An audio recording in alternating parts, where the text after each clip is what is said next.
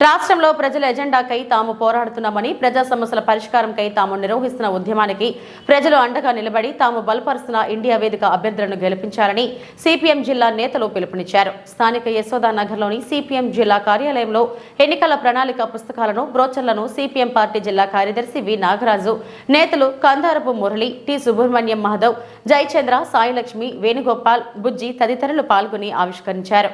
నియంతృత్వంగా ఉంటూ బీజేపీకి అండగా ఉంటున్న వైసీపీని ఓడించాలని, అదే రకంగా వామపక్ష అభ్యర్థులను, ఇండియా కూటమిలోని కాంగ్రెసు ఇతర పార్టీల అభ్యర్థులను గెలిపించాలని చెప్పి సిపిఎం పార్టీ రాష్ట్ర ప్రణాళికను, అఖిల భారత ప్రణాళికను ఈరోజు మేము విడుదల చేయడం జరిగింది.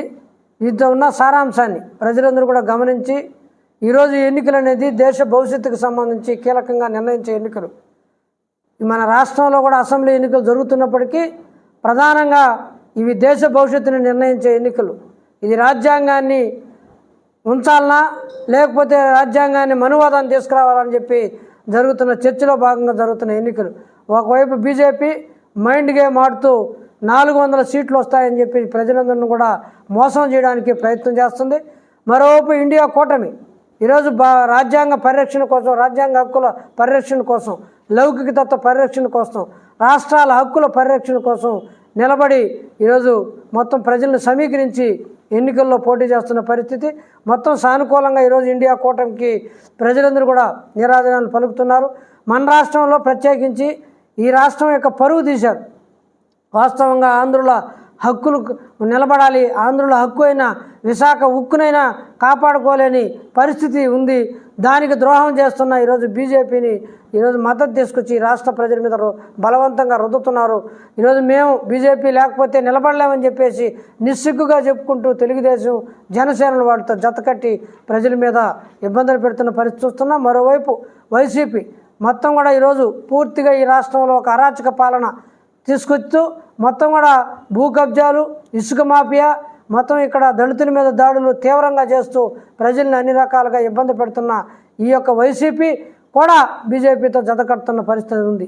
ఈ కారణాల దృష్ట్యానే వామపక్షాలు ఒక సూత్రబద్ధ వైఖరి తీసుకొని భారత రాజ్యాంగ హక్కులను కాపాడుకోవడం కోసం ఈరోజు కాంగ్రెసు, ఇతర వీసీకే, డిఎంకే ఇతర పక్షాలన్నింటినీ కూడా పోగేసి ఒక ఇండియా కూటమిగా ఏర్పాటు చేసి దేశాన్ని కాపాడుకోవాలి, రాజ్యాంగాన్ని కాపాడుకోవాలి అని చెప్పి ఈరోజు ప్రయత్నం చేస్తుంది. ఈ ప్రయత్నంలో రాష్ట్ర ప్రజానీకం మొత్తం కూడా అర్థం చేసుకొని కలిసి రావాలని చెప్పేసి ఆ రకంగా సిపిఎం పోటీ చేస్తున్న సుత్తి కొడవ నక్షత్రంకి, సిపిఐ పోటీ చేస్తున్న కంకి కొడవలకి, ఇతర ఇండియా కూటమి అభ్యర్థులు పోటీ చేస్తున్న హస్తం గుర్తు కాంగ్రెస్ పార్టీకి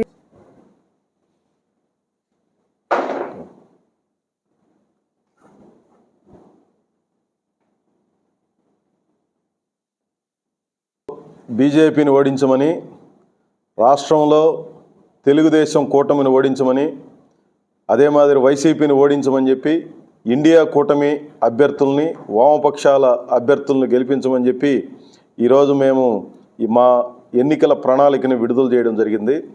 రాష్ట్రంలో ప్రజలను పట్టించుకోవడం పూర్తిగా మానేశారు.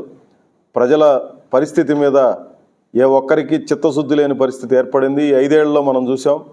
రాష్ట్ర శాసనసభలో ప్రజాభివృద్ధి, ప్రజల జీవితాల్లో మార్పు కోసం రాష్ట్ర అభివృద్ధి అనే అజెండా దాదాపు పక్కకు పోయింది.